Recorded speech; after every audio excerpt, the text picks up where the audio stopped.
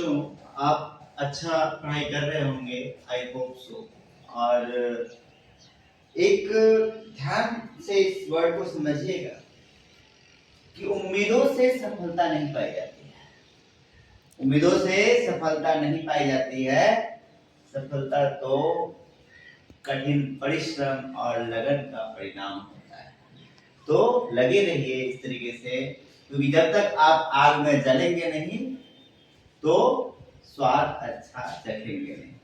ठीक है, आज स्टार्ट करते हैं हम दूसरा जो केमिकल रिएक्शन आपको बताया गया था कि केमिकल रिएक्शन क्या होता है, रिएक्टेंट क्या होता है, प्रोडक्ट क्या होता है और characteristics of the chemical reactions क्या होते हैं। आपको याद होगा अच्छे से, इवोल्यूशन ऑफ गैस की हमने डिस्कशन किया था। ठीक है, और जो भी था आपका evolution of gas, formation of precipitate, change in state, change in colour. ठीक है ना, तो ये सब आप माइंड में रखेंगे। और आज बात कर रहे हैं कि जैसे केमिकल इक्वेशन बताया था लास्ट टाइम में, केमिकल इक्वेशन क्या होता है कि सिंबॉलिक रिप्रेजेंटेशन था जो भी आपका एलिमेंट या कंपाउंड इन्वॉल्व है केमिकल रिएक्शन। तो बैलेंस केमिकल इक्वेशन क्या है और अनबैलेंस्ड क्या है। एक्चुअली हमें डील करना है बैलेंस्ड पर। तो बैलेंस केमिकल इक्वेशन क्या होता है कि equal number of atoms of different element, जो डिफरेंट एलिमेंट उसमें इन्वॉल्व है उसके एटम्स बराबर होंगे रिएक्टेंट और प्रोडक्ट साइड पर, रिएक्टेंट एंड प्रोडक्ट साइड पर। तो ये जरूरी है, क्योंकि ये क्यों जरूरी है बैलेंसिंग, क्योंकि ये फॉलो करता है कि law of conservation of mass in the chemical reaction. Law of conservation of mass क्या कहता है कि जो total reactant, total mass of the reactant must be equal to total mass of the product. तो total number जो reactant का है atoms का, वो आपके प्रोडक्ट में भी होना चाहिए। ठीक है, तो अब बात करते हैं कि इट हैज इक्वल नंबर, ध्यान रखना, इक्वल नंबर ऑफ एटम्स होना चाहिए डिफरेंट एलिमेंट्स का, जो अलग अलग एलिमेंट इन्वॉल्व है उसके इक्वल नंबर होने चाहिए रिएक्टेंट साइड पर भी और प्रोडक्ट साइड पर। जैसे कि एग्जांपल लेते हैं, zinc reacts with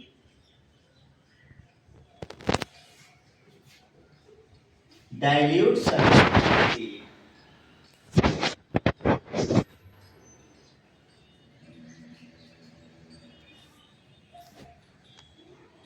to form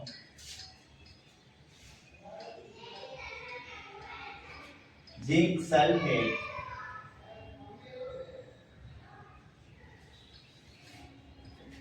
and hydrogen gas and hydrogen gas।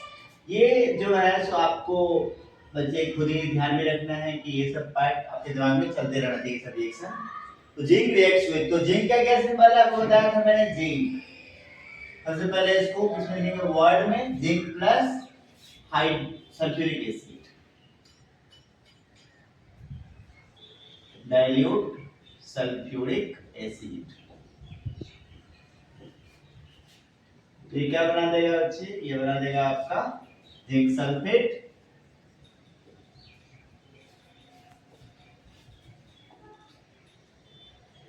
Plus hydrogen gas. ठीक है, हाइड्रोजन। अब देखिए जिंक का सिंबल क्या है, तो Zn, और H2SO4 क्या है, तो सल्फ्यूरिक एसिड का H2SO4। ये क्या बन जाएगा, ZnSO4, क्योंकि Zn पे क्या चाहिए 2 प्लस, SO4 पे क्या चाहिए 2 माइनस। ये आपको याद होना चाहिए प्रीवियस क्लासेस से, प्रीवियस लेक्चर से। ZnSO4 और प्लस H2। अब हम देखते हैं कि ये कैसे हमने चेक किया। तो सबसे पहले जो है सो आपका नंबर ऑफ, अब देखिए शॉर्ट में दिखाता हूं कि Zn एटम कितना है, Zn एटम कितना है, Zn एटम कितना है। तो ये मैं आपको दिखा रहा हूं कि ये रिएक्टेंट साइड पर है और ये प्रोडक्ट साइड पर है। Zn का कितना है, एक इधर है और यहां भी एक, तो 1 1। H एटम कितना है, हाइड्रोजन एटम कितना है, H के 2 एटम है, 2 इधर और 2 इधर, 2 2। फिर बात करते हैं हम H के बाद एस सल्फर एटम कितना है? सल्फर कितना है? एक, और इधर भी कितना है? एक, 1 1। और लास्ट में क्या बचा बच्चे? लास्ट में आपको बचा ऑक्सीजन। ऑक्सीजन एटम कितना है देख लो। ऑक्सीजन एटम इधर कितना है? 4। कहीं और तो नहीं दिख रहा ऑक्सीजन? 4। और इधर कितना? 4। ऑक्सीजन एटम की बात करेंगे हम रिएक्टेंट साइड में और प्रोडक्ट साइड में। इधर 4 और इधर भी 4। तो ये सारे बराबर हैं। इधर भी एक, इधर भी एक, इधर भी 2, इधर भी 2, इधर भी 1, इधर भी 1, इधर भी 4, इधर भी 4। तो सारे चेक हो गए। मतलब कि नंबर ऑफ एटम्स जो है जितने भी एलिमेंट है इसमें, चाहे वो जिंक हो, एलिमेंट की बात होती है तो zinc, hydrogen, sulphur, oxygen, individual element की बात करते हैं तो सारे के एटम बराबर है। अब अनबैलेंस्ड का it has the unequal number of atoms of one or more elements in the reactant product. इसमें अनइक्वल नंबर होता है। अब बात करोगे कैसे? जैसे कि H2 plus O2, H2 plus O2 से क्या बनता है? H2O बनता है, वाटर बनता है, H2O। अब देखो नंबर ऑफ, सबसे पहले H एटम देखते हैं। H एटम, 2 एटम है इसमें और ऑक्सीजन एटम। इधर रिएक्टेंट साइड, R से रिएक्टेंट साइड और P से प्रोडक्ट साइड।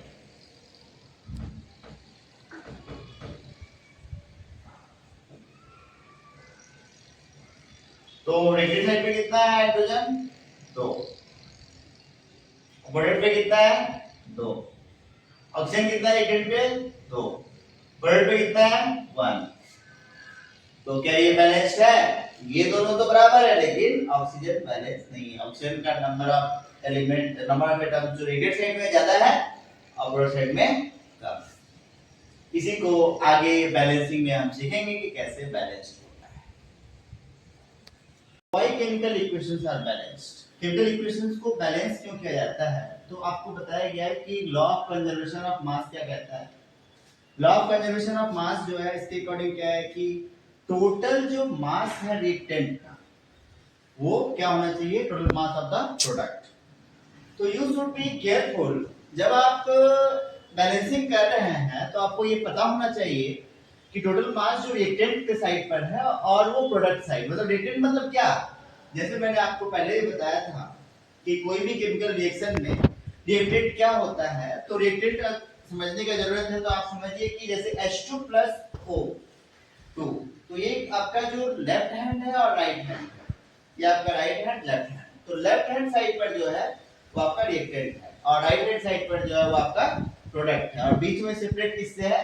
एरो से। तो केमिकल इक्वेशन को सेटिस्फाई करने के लिए लॉ ऑफ कंजर्वेशन ऑफ मास कहता है कि matter can neither be created nor be destroyed in a chemical reaction. Chemical reaction में मैटर को ना ही हम क्रिएट कर सकते हैं ना ही डिस्ट्रॉय कर सकते हैं। अब इसको समझने के लिए सपोज दैट कि आपको एक कप चाय बनाना है तो आप क्या करेंगे कि उसके साथ में चीनी, मिल्क, चीनी डालेंगे, दूध डालेंगे और पानी डालेंगे तो वो खत्म नहीं होता, मैटर कन्वर्ट होता है एक फॉर्म से दूसरे फॉर्म में। Now hence the chemical equation are balanced to satisfy the law of conservation of mass in the chemical reaction. Law of conservation of mass को सेटिस्फाई करने के लिए ही जो आपका एटम है उसको बराबर किया जाता है। अब एटम बराबर नहीं होगा। अब जैसे मान लीजिए कि हमने लिखा हाइड्रोजन और ऑक्सीजन कंबाइन करके वाटर बनाता है तो उसका फार्मूला है आपका H2 प्लस O2। क्या है? H2 plus O2।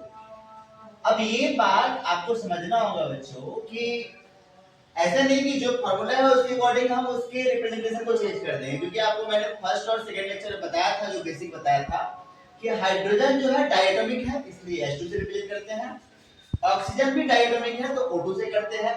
तो ये चीज नहीं हो सकता है, अपने फार्मूला के अकॉर्डिंग इसको चेंज नहीं कर सकते हैं कि H2 प्लस O कर दिया H2O हो गया, ऐसा नहीं हो सकता।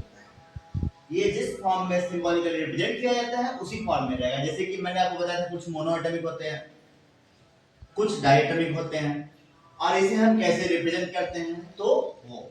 अब बैलेंसिंग कैसे करेंगे केमिकल इक्वेशन का? तो process of making number of atoms, जो नंबर ऑफ एटम्स है जैसे हाइड्रोजन एटम है, ऑक्सीजन एटम है, डिफरेंट टाइप के एटम्स इक्वल किए जाते हैं बोथ साइड ऑफ इक्वेशन।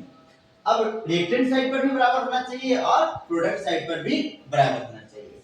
अब हाइड्रोजन और ऑक्सीजन कंबाइन करके बना रहा है पानी, वाटर। तो H एटम जो है रिएक्टेंट साइड में कितना है आपका, देखिए H2 है, इसका मतलब 2। और जो प्रोडक्ट साइड में हाइड्रोजन है वो कितना है, 2। लेकिन ऑक्सीजन की बात करें तो ऑक्सीजन रिएक्टेंट साइड पे कितना है, तो नंबर ऑफ O एटम्स की बात करें, ऑक्सीजन एटम्स की, ये कितना है, 1 है। यहाँ 2 है और इधर कितना है, 1। तो मतलब कि ये जो प्रोडक्ट साइड है वहां पर ऑक्सीजन अनबैलेंस हो चुका है। क्या अनबैलेंस हो चुका है, ऑक्सीजन। हाइड्रोजन और ऑक्सीजन कंबाइन करके वाटर बना रहा है, तो ये आपका क्या है, हाइड्रोजन है। क्या है, हाइड्रोजन। ये क्या है, ऑक्सीजन। और ये रिएक्ट करके क्या बना रहा है, वाटर। अब इसमें जो नंबर ऑफ एटम्स हमने चेक किया, तो आपका H एटम जो है, H atom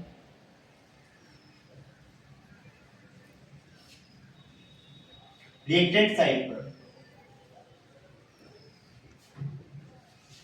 and product side पर, रिएक्टेंट साइड पर हाइड्रोजन एटम कितना है, 2। प्रोडक्ट पर कितना है, 2। O एटम की बात करें, ऑक्सीजन एटम की, 2 कैसे काउंट कर रहे हैं, क्योंकि यहाँ पर 2 लगा हुआ है, तो H और H से 2 एटम बन गया। H और H कंबाइन करके 2 एटम बना दिया। O एटम कितना है यहाँ पे, 2 रिएक्टेंट साइड पर, प्रोडक्ट साइड पे कितना है, 1।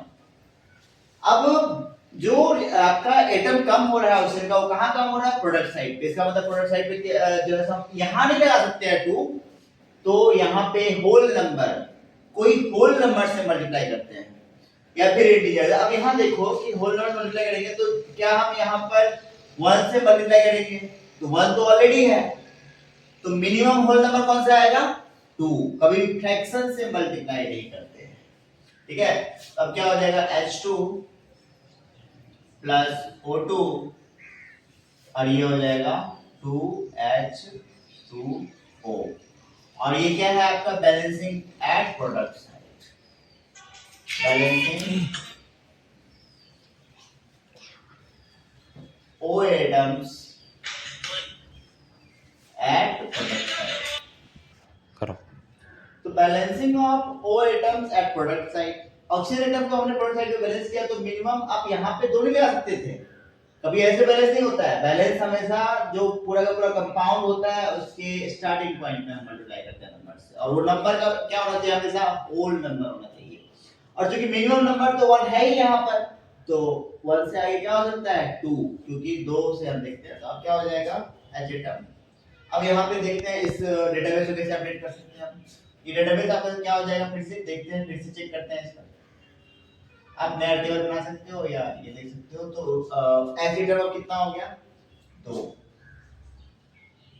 इधर कितना हो गया, 2 2 जा 4, 2 2 जा 4, 2 इधर और 2 इससे मल्टीप्लाई, इसलिए कितना हो गया, 4। और यहाँ पे O एटम कितना हो गया, 2। और यहाँ कितना हो गया, O एटम 2। अब ऑक्सीजन तो बैलेंस है, लेकिन क्या बैलेंस हो गया, हाइड्रोजन। क्या बैलेंस हो गया, हाइड्रोजन। तो ये पहला है, ये पहला स्टेप ये था। दूसरे स्टेप में हमने चेक किया, अब तीसरे स्टेप में देखते हैं क्या। अब हाइड्रोजन किधर जाता है, हाइड्रोजन आपका किस साइड जाता है, प्रोडक्ट साइड। कम किधर है, रिएक्टेंट साइड, क्योंकि ये तो ऑक्सीजन तो बैलेंस है, तो ऑक्सीजन पे सोचना ही नहीं है, तो किसको बैलेंस करना है, हाइड्रोजन। तो balancing O atom, balancing H atom, balancing hydrogen at reactant side. तो जब इसको बैलेंस करेंगे तो इधर 2 हाइड्रोजन तो है ही, तो किससे मल्टीप्लाई करना पड़ेगा, 2 से। क्या हो जाएगा, 2 into H2, और O2 को ऐसे ही रहने देंगे, और ये 2H2। अब जो ये टेबल है आपका फिर से अपडेट होगा, ये सेम टेबल आपका अपडेट होगा, इसको फिर से हटा देते हैं। ये आप अपडेट कर सकते हो अपने उसमें डेटाबेस, उसमें क्या कहते हैं, कॉपी पर। अब कितना हो गया, 2 टू जा 4 हो गया एच आइटम, और इधर कितना हो गया, 2 टू जा 4, और ओ आइटम कितना हो गया 2, और इधर कितना हो गया 2। तो क्या दोनों बैलेंस दिख रहा है? अब जितना हाइड्रोजन एटम इधर है उतना ही हाइड्रोजन एटम इधर भी है, जितना ऑक्सीजन इधर है उतना ऑक्सीजन है। अब ये लॉ ऑफ कंजर्वेशन को फॉलो कर रहा है, तो now equation is balanced.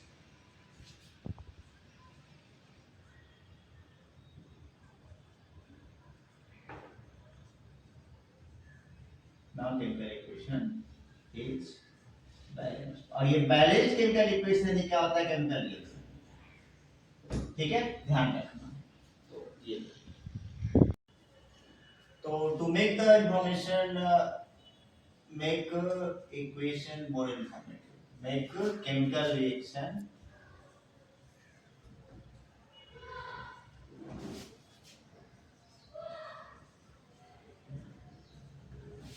more informative। more informative मतलब क्या है कि इससे आपका ज्यादा इंफॉर्मेशन पता चलेगा। अभी तक मैंने सिंपली ये बताया कि आपका केमिकल रिएक्शन कैसे बनता है, केमिकल इक्वेशन बनता कैसे है, ये आपने जाना। लेकिन अब इसको और ज्यादा, अभी तक बस बेसिक चीजों को बता रहा था मैं कि आप कैसे केमिकल रिएक्शन समझ सकते हैं। बहुत सारे केमिकल रिएक्शन होते हैं, तो अब केमिकल रिएक्शंस के उस पार्ट पे जाते हैं जहां पर हम ज्यादा इंफॉर्मेशन दे सकते हैं। तो सबसे पहला हम बता सकते हैं कि state of reactant and products, reactant and products।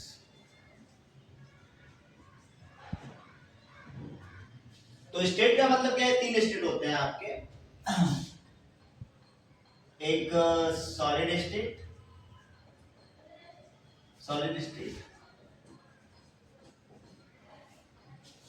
ठीक है। एक होता है लिक्विड स्टेट।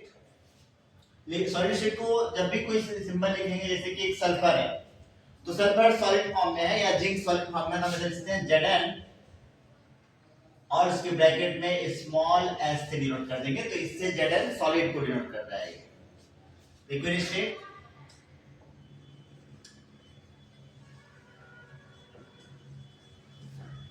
जैसे कि पानी जो है वो लिक्विड है, और इसमें H2O, और वो लिक्विड L, स्मॉल l और ब्रैकेट के अंदर।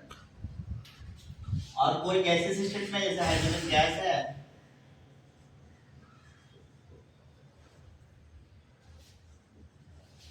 इसको H2 और ये ब्रैकेट में स्मॉल g। तो ये आप इस तरीके से स्टेट को शो कर सकते हैं। इसके बाद आपका जो दूसरा जो है हीट चेंज,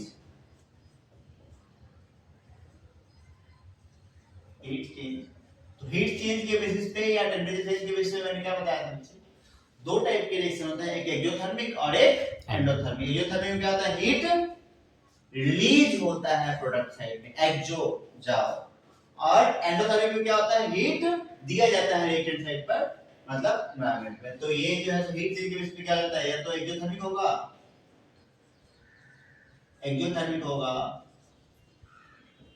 एक्सोथर्मिक रिएक्शंस होंगे,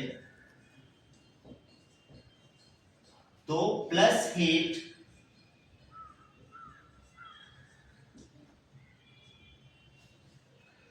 या प्लस डेल्टा एच, ये आप प्रोडक्ट साइड पे लिखेंगे। जैसे कि जिंक,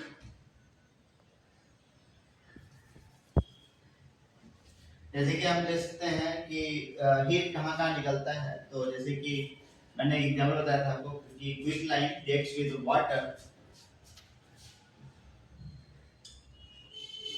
एग्जांपल है quick line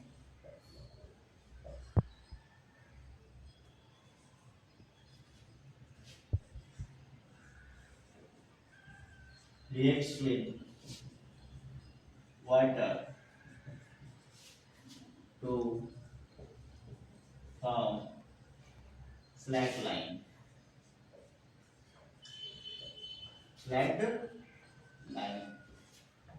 and lot of heat energy evolved, heat energy इसमें बहुत सारे हीट एनर्जी इवॉल्व हो रहे हैं। मतलब ये कैसा रिएक्शन है, ये एक्सोथर्मिक रिएक्शन। इसमें एक क्विक लाइन का बोलने का बताया था मैंने आपको कि क्या होता है, CaO calcium oxide plus H2O water. ये कैल्शियम ऑक्साइड क्या है बच्चे, सॉलिड है, तो क्या मिल गया सॉलिड। H2O क्या है, लिक्विड है, तो यहाँ liquid.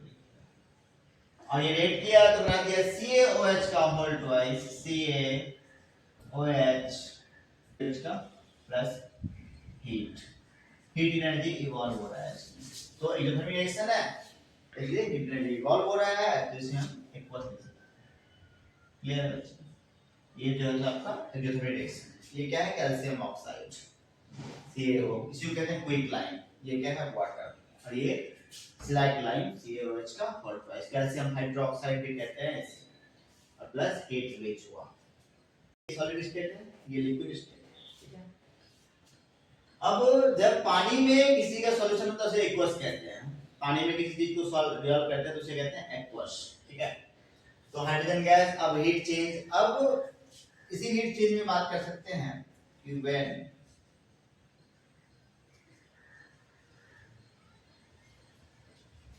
reaction is endothermic, reaction is endothermic। Endothermic का मतलब क्या है, मतलब हीट दिया जा रहा है, endothermic. Then heat absorb, heat absorb होता है इस केस में।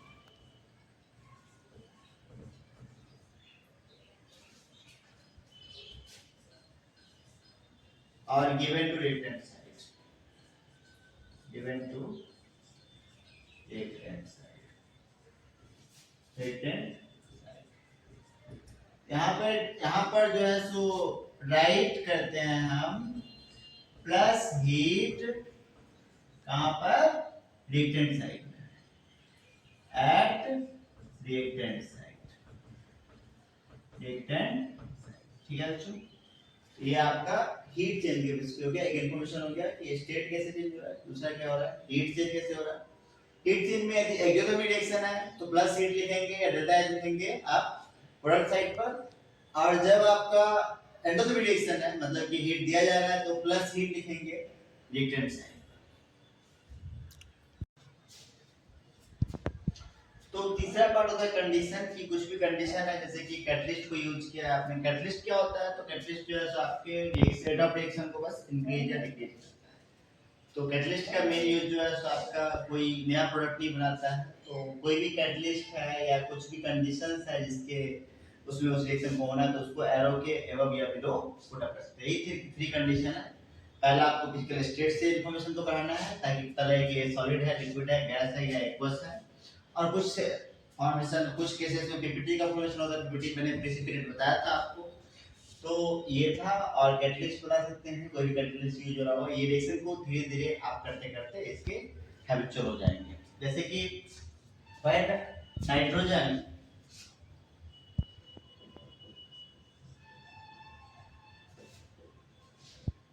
heated with in the presence of oxygen,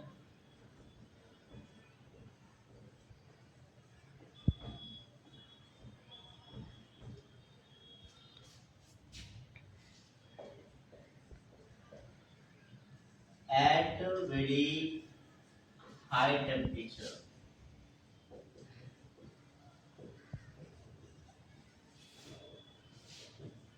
(3000°C), then nitrogen monoxide formed.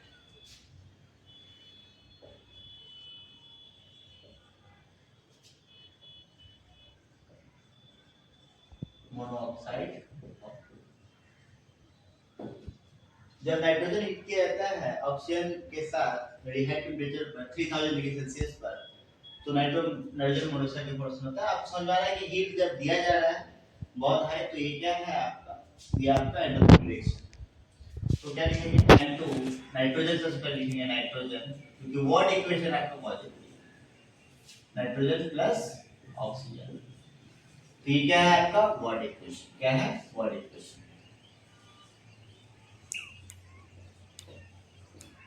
और इससे क्या बना, नाइट्रोजन मोनोऑक्साइड, नाइट्रोजन मोनोऑक्साइड। आपने हीट कितना दिया, हीट दिया वो इसको 3000 डिग्री सेल्सियस। तो इसके थे ऐसे, नाइट्रोजन का सिंबल क्या होता है, N2, और ऑक्सीजन क्या होता है, O2।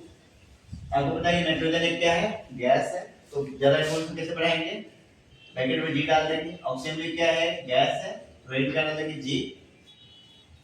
और 3000 डिग्री सेल्सियस जो दिया है, इधर डाल सकते हैं हीट, क्या है 3000 डिग्री सेल्सियस प्लस हीट, इधर डाल दिया। और ये नाइट्रोजन मोनोऑक्साइड है, तो NO, और ये भी क्या है, गैस। लेकिन आपको समझ में आ रहा है कि यहाँ पे नाइट्रोजन के 2 एटम हैं, यहाँ ऑक्सीजन के 2 एटम है, यहाँ NO है। तो अब आपको क्या समझना होगा कि बैलेंसिंग करना होगा। तो बैलेंसिंग आपको थोड़ा सा पीछे बताया था, तो क्या हो जाएगा, आप देखेंगे N एटम मतलब नाइट्रोजन एटम, O एटम मतलब ऑक्सीजन एटम, रिएक्टेंट साइड में और प्रोडक्ट साइड में। रिएक्टेंट साइड में N कितना है, 2, और O कितना है 3, प्रोडक्ट साइड में 1, ये कितना है 2, और इधर कितना है 1। यदि हम प्रोडक्ट साइड में 1 2 लगा दें तो दोनों बैलेंस हो जाएगा। तो लिख सकते हैं हम N2 gas plus O2 gas plus heat, या तो इस पे लगा दें, और ये बन जाएगा 2 NO nitrogen monoxide gas. Clear? तो एग्जांपल लेते हैं कि व्हेन, अब कुछ रिएक्शंस आपको ऐसे बताने जा रहा हूँ जो बोर्ड के पॉइंट ऑफ व्यू से बहुत इंपॉर्टेंट होते हैं, और ये रिएक्शंस आपको समझने भी चाहिए आपके हर एक पॉइंट ऑफ व्यू से। और अब आपका जो थ्योरेटिकल पार्ट है बैलेंसिंग तक का बच्चे वो क्लियर हो चुका है। अब बैलेंसिंग ही करते जाएंगे, और साथ में अगला जो पार्ट होगा उसमें क्या होगा, आपका टाइप्स ऑफ केमिकल रिएक्शंस क्या है। तो when potassium chlorate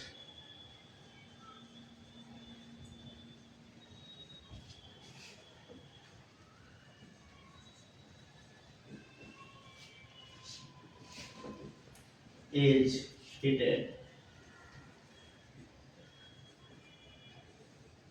at high temperature,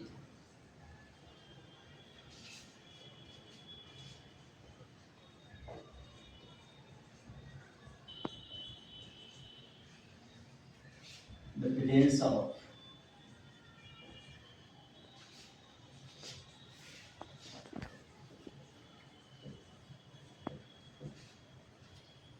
manganese dioxide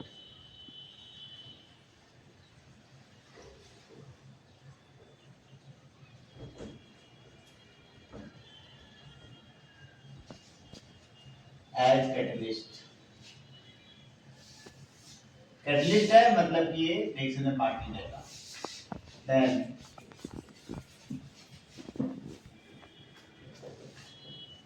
sodium chloride, sorry potassium chloride,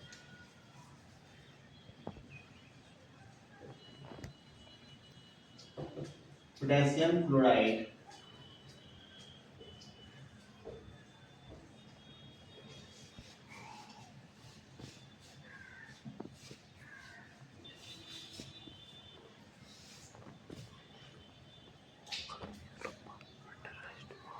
and oxygen gas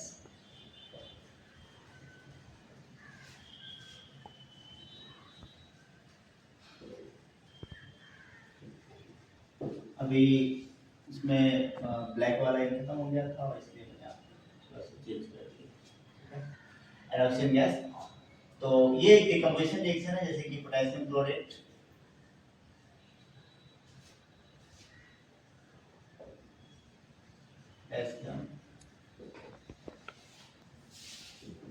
chlorate, और इसमें हीट डालेंगे तो डेल्टा, और MnO2 क्या है आपका मैंगनीज डाइऑक्साइड का फॉर्मूला है। एक कैटलिस्ट है, कैटलिस्ट क्या करेगा, रिएक्शन को बढ़ा देगा। पोटेशियम क्लोराइड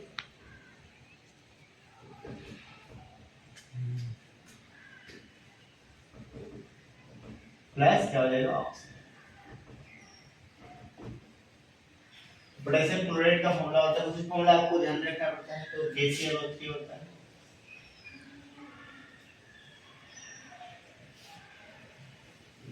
डेल्टा ही डालेंगे और MnO2 ये बन जाएगा KCl प्लस O2। लेकिन यहाँ पे ऑक्सीजन 3 है और यहाँ पर 2 है, तो क्या करना होगा, यहाँ पर बैलेंसिंग करना होगा। तो यहाँ पे यदि हम 3O2 करते हैं और यहाँ यदि 2 करते हैं तो 2 3 6 ऑक्सीजन और 6 ऑक्सीजन इधर भी हो गया, ये मैं आगे बताऊंगा। और यहाँ 2 पोटेशियम और 2 क्लोरीन, तो 2M, ये बैलेंस हो जाएगा, हो गया। आगे एक और रिएक्शन देखते हैं,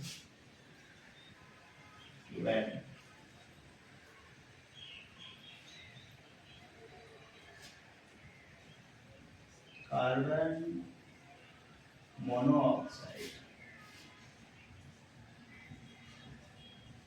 एंड हाइड्रोजन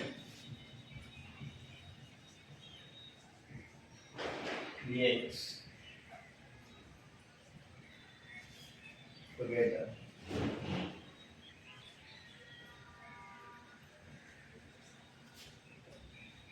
ये जो रिएक्शन है डिकम्पोजिशन रिएक्शन का एग्जांपल है कि एक प्रोडक्ट से हमें एक रिएक्टेंट से क्या मिल रहा है, 2 से ज्यादा प्रोडक्ट। तो ये क्या है आपका डिकम्पोजिशन रिएक्शन, जो आगे आपको पता चलेगा, डिकम्पोज हो रहा है, टूट रहा है। When carbon monoxide and hydrogen reacts together in the presence of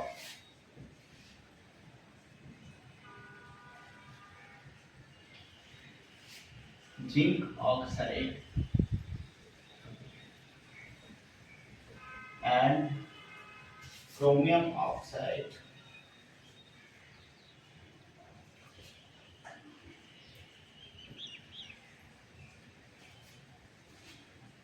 catalyst at temperature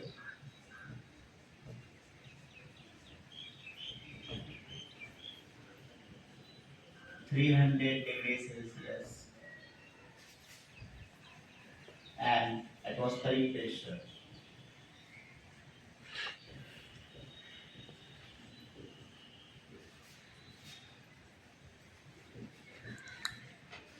300 atm, atmospheric pressure को 88 करते हैं, इसका यूनिट होता है, then methanol form, methanol form. ये मेथनॉल जो है बच्चे एक अल्कोहल है। तो यहाँ जो है आपका क्या है कि जो कार्बन मोनोऑक्साइड है उसका फॉर्मूला होता है Cu, एक गैस है, प्लस H2 एक गैस है। और जो भी हमने कंडीशंस लिया है, कंडीशंस को क्योंकि यहाँ पे मैंने स्टेट दिखा दिया, कंडीशंस जो लिया है तो वो आपका जो है 300 डिग्री सेल्सियस है टेम्परेचर और 380 है इसका क्या है प्रेशर। और ZnO जो है इसका एक कैटलिस्ट है जिंक ऑक्साइड, और CrO3 जो है ये आपका क्रोमियम ऑक्साइड। इससे बनेगा CH3OH, एक मेथनॉल बनेगा। इससे मेथनॉल एक अल्कोहल है जो कि आप चैप्टर 5 में पढ़ेंगे, चैप्टर 5, ठीक है। तो ये क्लियर है यहाँ तक। अब यहाँ पे बैलेंसिंग देखिए, तो यहाँ पर जो है सो एक यहाँ पे ऑक्सीजन 1 है, यहाँ भी ऑक्सीजन 1 है, यहाँ पे हाइड्रोजन 2 है, यहाँ पे हाइड्रोजन 1 है। यहाँ पे यदि बैलेंस करेंगे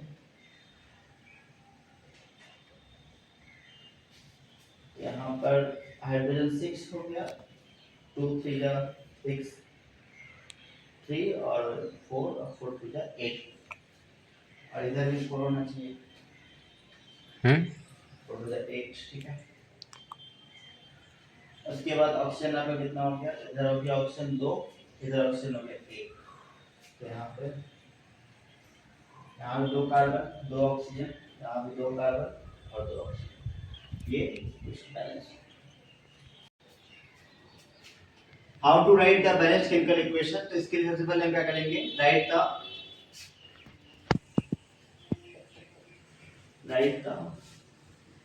वर्ड इक्वेशन, मतलब किसी भी इक्वेशन को वर्ड के फॉर्म में लिखना है। Word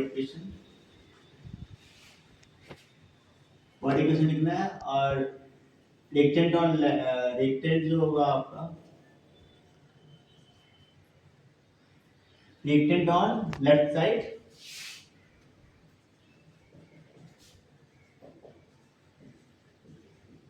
and product on right side, product on right side. सबसे पहले आपका यही स्टेप होगा, जैसे कि आपको इसमें एग्जाम्पल से बताया था, यहीं से या यहाँ एग्जाम्पल देने के बाद लास्ट में दूसरा, put the formula and symbol of element and group of atoms involved.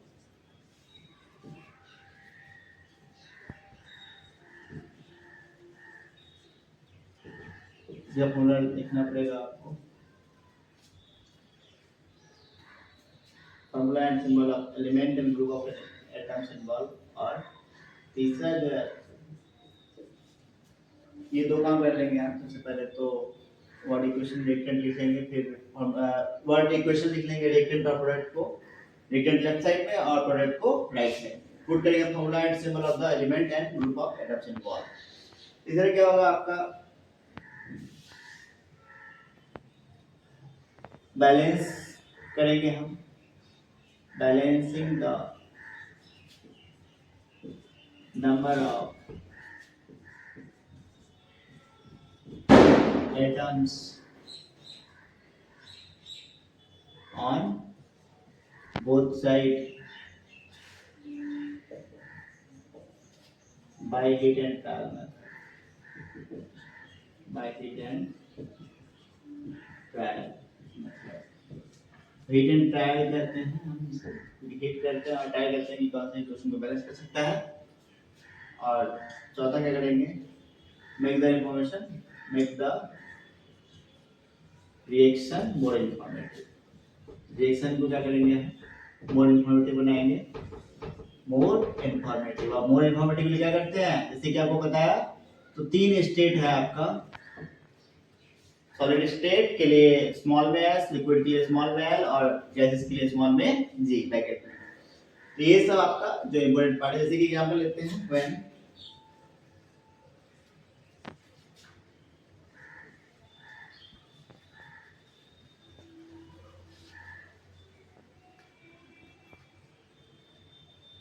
Hydrochloric acid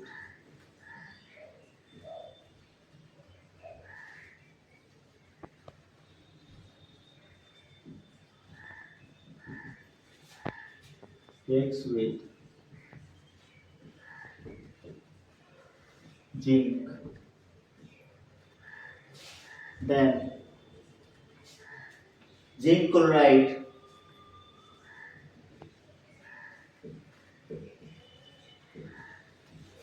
and hydrogen gas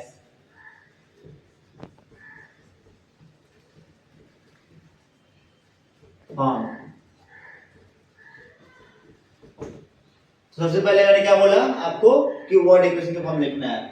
क्या लिखना है, वर्ड इक्वेशंस। तो हाइड्रोक्लोरिक एसिड,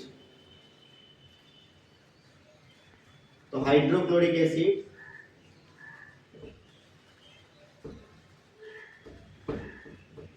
प्लस जिंक लिखेंगे, ये वर्ड इक्वेशन है आपका। क्या बन गया, zinc chloride plus hydrogen gas.